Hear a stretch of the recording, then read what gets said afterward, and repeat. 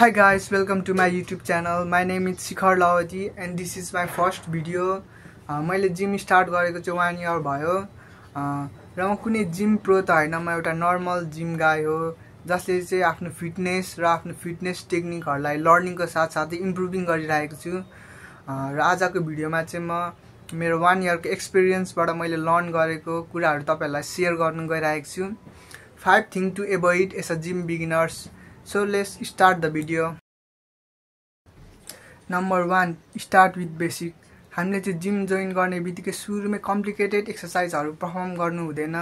हामीले चाहिँ सुरुमा चाहिँ बेसिक र सिम्पल एक्सरसाइजहरु चाहिँ चुज गर्नुपर्ने छ। त्यसपछि फर्म मिलाएर टेक्निक मिलाएर मज्जासँग परफर्म गर्दाखेरि चाहिँ राम्रो हुनेछ। Second, form is more important than weight. Gym बिगिनर्सहरुले चाहिँ कहाँनिर मिस्टेक गर्छ भने तिनीहरुले चाहिँ सुरुमै हेभी वेटहरु चुज गरेर चाहिँ आफ्नो वर्कआउट परफर्म गर्छ। अनि त्यसो गर्दाखेरि चाहिँ के हुन्छ भने हेभी वेटको कारणले गर्दाखेरि फर्म नमिल्न सक्छ। अनि फर्म मिलेन भने मसल ग्रोथ चाहिँ कम हुन्छ। अनि दोस्रो के हुन्छ भने हेभी वेटको कारणले इन्जुरी हुने रिस्क चाहिँ बढ्छ।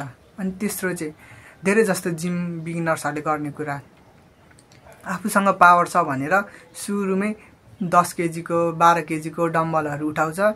त्यो दिन त पावर हुन्छ, आफूसँग गरिन्छ, जति गरिन्छ सकिन्छ। तर दोस्रो दिन चाहिँ हात स्टिफ हुन्छ, अलिकति दुख्छ अनि हात दुख्यो भनेर यताउति भनेर भोलिदेखि चाहिँ आउनु छोड्छ, कन्सिस्टेन्सी छोड्छ। हो त्यही भएर चाहिँ जिम बिगिनर्सहरुले चाहिँ के गर्नु पर्यो भने सुरुमा चाहिँ आफूले एकैचोटी हेभी वेटहरु चाहिँ चुज गर्नु भएन, लाइट वेटबाट स्टार्ट गर्नु पर्यो। अनि अलिअलि गर्दै वेट आफ्नो अनुसार बढाउँदै जानु पर्यो। 3, कन्सिस्टेन्सी इज की। हामी चाहिँ रेगुलर बेसिसमा जिम गइराख्नु पर्यो र जति नै अल्छी लागे पनि जिम चाहिँ छुटाउनु भएन। आफू कति भ्याइन्छ त्यही अनुसार हप्तामा 5 देखि 6 दिन चाहिँ जानु पर्यो। र तपाईहरुलाई लाग्छ भने 3 महिनादेखि 6 महिनामा नै बडी बन्छ भने त्यो चाहिँ रङ हो। बडी बन्नुलाई चाहिँ टाइम लाग्छ, एफोर्ट लाग्छ, मेहनत लाग्छ।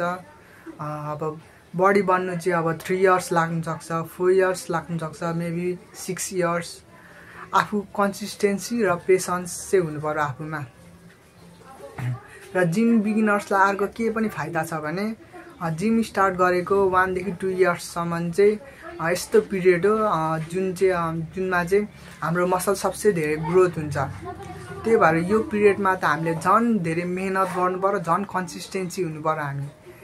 किनकि हामी अब जति अगाडि बढ्दै जान्छौं त्यति हामीलाई मसल ग्रो गर्न गाह्रो हुन्छ, त्यति हामीले हार्ड ट्रेनिङहरु गर्नुपर्छ, हार्ड वर्कआउटहरु गर्नुपर्छ। त्यही पनि लिमिटेड मात्र मसल ग्रोथ हुन्छ। तर यो 1 देखि 2 years को बीचमा चाहिँ पिरियडमा चाहिँ हाम्रो सबसे धेरै मसल ग्रोथ हुन्छ, हामीले कम वर्कआउट गरे पनि, कम मेहनत गरे पनि। त्यही भएर हामी कन्सिस्टेन्सी हुनु चाहिँ एकदम जरुरी छ।